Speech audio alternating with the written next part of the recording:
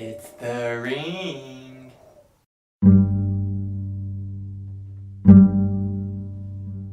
Hello, my fellow moviegoers. Chris back here in the movie chair, welcoming you to Flashback Friday review.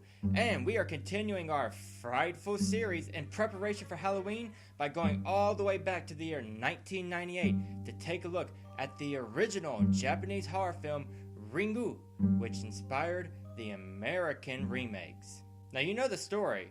A journalist named Ryuko Asakawa is researching the mysterious deaths of some teenagers that died after they watched a certain type of videotape.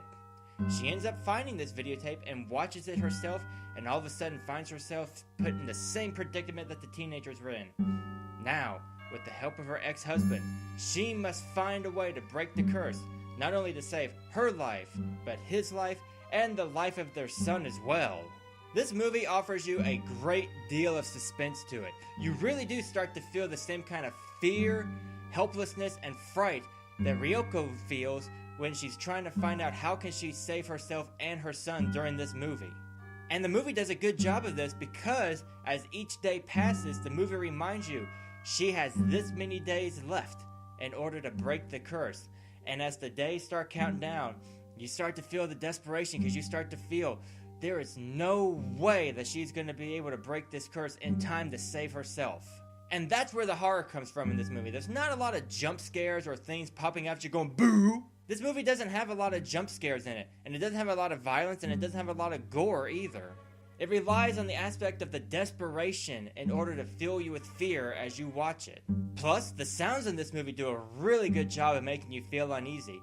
When I first watched this movie, I watched it with a pair of headphones on. And there was one particular scene where Ryoko is walking through a house, and she's like going upstairs, and it's where her niece, I believe, passed away after she watched the video. And you just hear like the sounds of like little kids kind of like whispering in the background.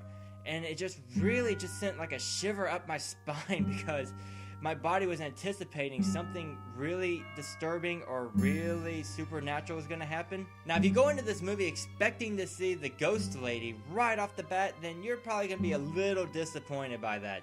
This movie doesn't do that.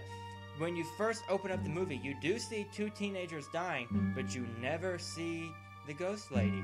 You just see like the girl's reactions to her. Until the very end, you actually get to see a good look at what everybody sees who watched the video right before they die.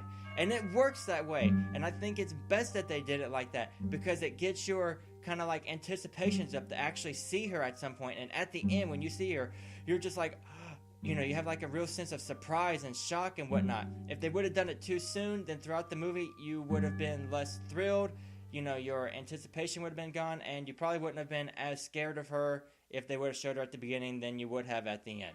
And speaking of the ending,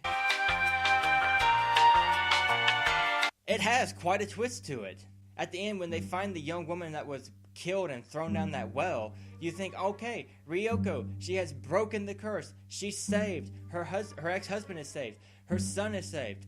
But no, that's not the case. She just broke the curse for herself, but she did that way earlier in the movie when she made a copy of the tape for her ex-husband, and that's how you break the curse. You have to pass it along like a chain ladder and keep the video going in order to break the curse for yourself, which in the end makes Ryuko think, oh my gosh, what can I do to save my son's life? She has to make a copy and pass it on. Who's she gonna do it to? Well, at the end you see her driving and she's talking to her father, asking him, I need you to do a favor for me in order to help, you know, her son. And it really brings up more of a dilemma, and it can make you think at the end, would you be willing to pass this video on and sacrifice somebody else in order to save your own self? Now, this film will surely give you some fright if it's the first time you've ever seen it, but if you're somebody who has already seen it, then chances are you're not going to get the same frightfulness factor because you already know what's going to happen in it. And by the way, if you've already seen this movie, what did you think about it? I would love to hear what you had to say down there in the comment sections below because that is what they are there for.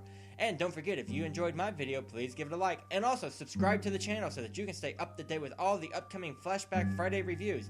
And speaking of past Flashback Friday reviews, maybe you would like to get in some more Halloween frightful spirit by checking out another one, like perhaps this one I did for Sleepy Hollow. Well, alright my friends, that is all the time we have for today. I'll be seeing you guys later, and I will save you a movie chair for the next video.